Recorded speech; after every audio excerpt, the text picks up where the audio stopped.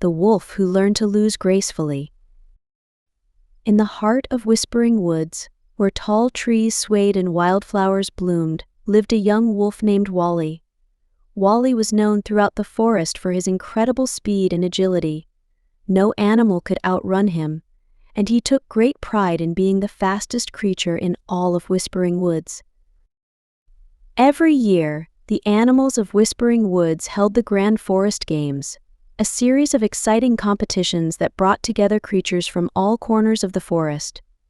Wally always looked forward to the races, where he could show off his lightning-fast speed and collect shiny medals. As the day of the Grand Forest Games approached, Wally strutted around the forest, boasting to anyone who would listen. "I'm going to win every race again this year," he proclaimed proudly. "No one can beat me." The other animals exchanged worried glances. They enjoyed the games, but Wally's attitude was starting to spoil the fun for everyone. On the morning of the Grand Forest Games, animals from all over gathered in the sunny meadow. There were rabbits warming up for the long jump, squirrels practicing their tree climbing skills, and birds preparing for the flying races. Wally arrived with his chest puffed out, grinning from ear to ear. "Get ready to lose," everyone he called out, causing some of the younger animals to frown and lose their enthusiasm. The first event was the 100-meter dash, Wally's favorite race. As expected, he won easily, leaving the other competitors far behind. Instead of congratulating the other runners for their efforts, Wally pranced around, shouting, "I'm the best. No one can touch me." Next came the hurdles race. Wally cleared each obstacle with ease and crossed the finish line first once again. He howled with delight, not noticing the disappointed looks on the faces of the other animals. However, the final race of the day was different. It was a new event, the forest obstacle course. The competitors would have to run through a winding path, climb trees, swing on vines, and swim across the bubbling brook. Wally lined up at the starting line, confident as ever. This will be a piece of cake, he thought to himself. The race began, and Wally shot off like an arrow. He navigated the winding path with ease and was the first to reach the trees. But as he started to climb, he realized something was wrong. His claws, perfect for running on the ground, weren't as good for gripping tree bark. Harriet the squirrel and Sammy the raccoon quickly scampered past him, their small paws perfectly adapted for climbing. By the time Wally reached the top, he was far behind. Frustrated, Wally pushed himself harder on the vine swinging section. But his weight and size made it difficult to swing gracefully. Mira the monkey giggled as she swung past him with ease. Finally, Wally reached the bubbling brook. Surely he could make up time here, but as he splashed into the water, he saw Otto the otter glide past him smoothly, followed closely by Daphne the duck. For the first time in his life, Wally finished a race in last place. He couldn't believe it. As the other animals celebrated and congratulated each other, Wally skulked away to a quiet corner of the meadow, feeling angry and embarrassed. As he sat there, ears drooped and tail tucked, he felt a gentle tap on his shoulder. It was Ollie the Owl, the wisest creature in Whispering Woods. "Why the long face?" Ollie asked, though he had seen everything.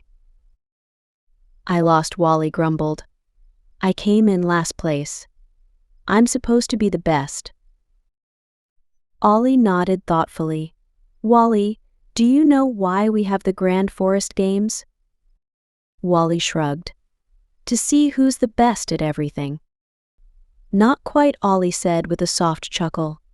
"We have the games to bring all the animals together, to have fun, and to celebrate each other's talents.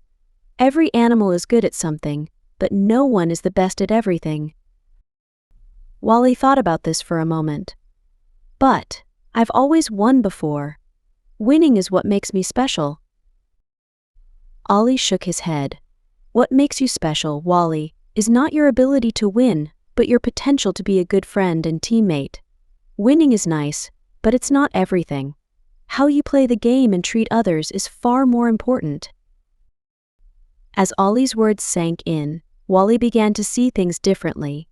He remembered how he had bragged and boasted, how he had made the other animals feel bad. He realized that while he had been winning races, he had been losing friends. "I've been a real jerk, haven't I?" Wally said quietly. Ollie patted him on the back, recognizing that is the first step to changing, Wally. It's not too late to make things right. Wally nodded, stood up, and walked back to where the other animals were gathered. He took a deep breath and said, I want to apologize to everyone. I've been a bad sport. I was so focused on winning that I forgot what really matters: having fun together and being a good friend. I'm sorry for the way I've acted." The other animals were surprised by Wally's apology, but they could see he was sincere. "That's okay," Wally said, Harriet the squirrel. "We all make mistakes sometimes." "Yeah," added Sammy the raccoon. "And you know, it was pretty impressive how you kept going even when the race got tough. You didn't give up."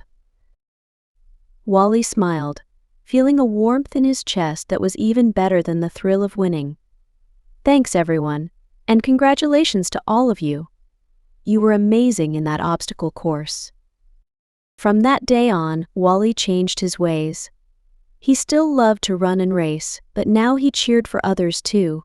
He congratulated the winners, encouraged those who didn't finish first, and always reminded everyone that having fun together was the most important part of any game.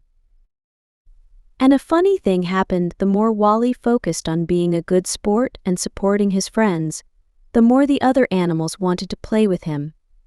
He found himself surrounded by friends, enjoying the games more than ever before.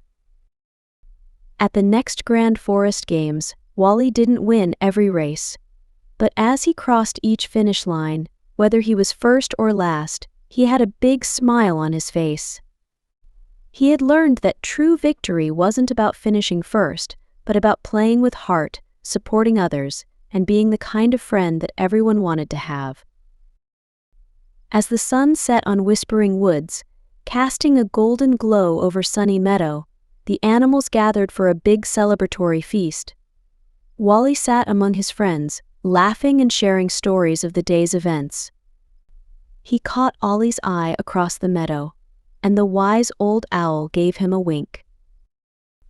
Wally realized that he had won something far more valuable than any race. He had won the respect and friendship of every animal in Whispering Woods. And that, he knew, was the greatest victory of all. The end.